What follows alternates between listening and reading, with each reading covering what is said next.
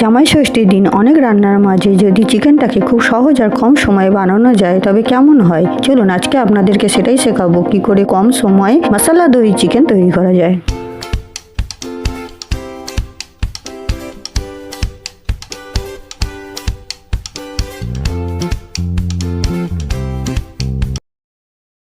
মশলা দহি চিকেন বানানোর জন্য আমি এখানে 1 কেজি 250 গ্রাম চিকেনের জন্য 300 গ্রাম জল ঝরানো টক দই নিয়ে নিলাম।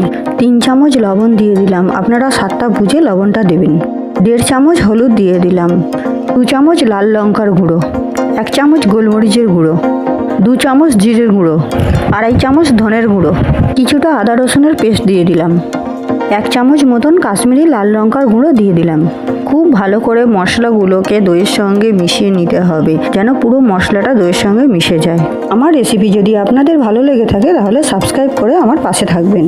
চিকেনটাকে দইয়ের সঙ্গে খুব ভালো করে ম্যারিনেট করে নেব। এই মশলা দহি চিকেনটা বানানোর জন্য যেমন ঝামেলাও কম তেমন খুব কম সময়ে রান্না করা যায়।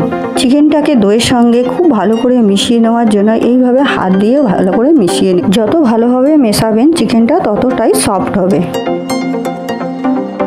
এখানে আমি 2 থেকে 3 চামচ সাদা তেল দিয়ে দিলাম, আপনারা চাইলে এই রান্নাটা সরষের তেলেও করতে পারেন।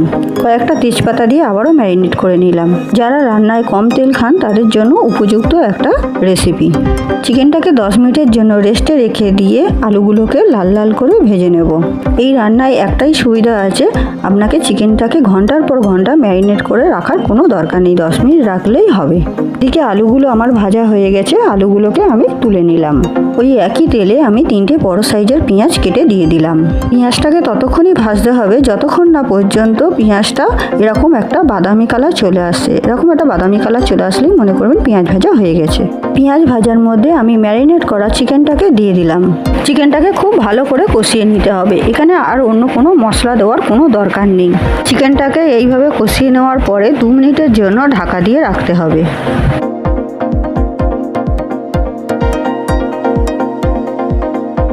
2 মিনিট পরে দেখুন চিকেন থেকে তেল আর জল দুটোই ছেড়ে দিয়েছে।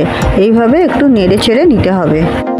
এবার ভেজে রাখা আলুগুলো দিয়ে আরেকটু ভালো করে কষিয়ে নিয়ে ফের 2 মিনিটের জন্য ঢাকা দিয়ে রাখতে হবে।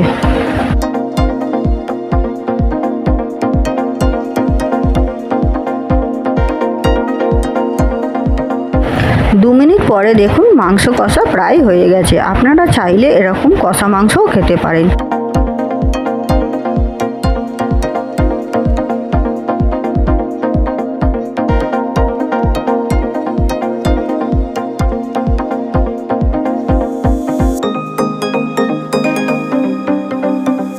চিকেন ম্যারিনেট করে রাখা বাটিতে আমি অল্প জল দিয়ে গরম করে নিয়েছি।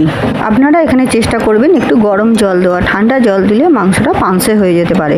এইভাবে একটু নেড়ে চেড়ে ঢাকা দিয়ে আমি আরও 5 মিনিটের জন্য রান্না করে নেব যাতে আলু আর মাংস দুটোই খুব ভালো করে সিদ্ধ হয়ে যায়।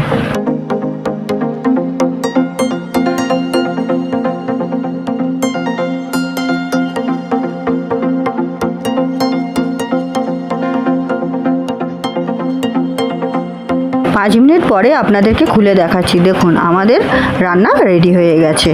যেমন সুন্দর একটা কালার এসছে তেমনই খুব সুন্দর একটা স্মেল বেরোচ্ছে, আপনারা রান্না করলেই বুঝতে পারবেন। উপর থেকে গরম মশলার গুঁড়ো ছড়িয়ে দিলাম। এই রান্নাটা অবশ্যই একবার হলেও আপনারা বাড়িতে বানাবেন।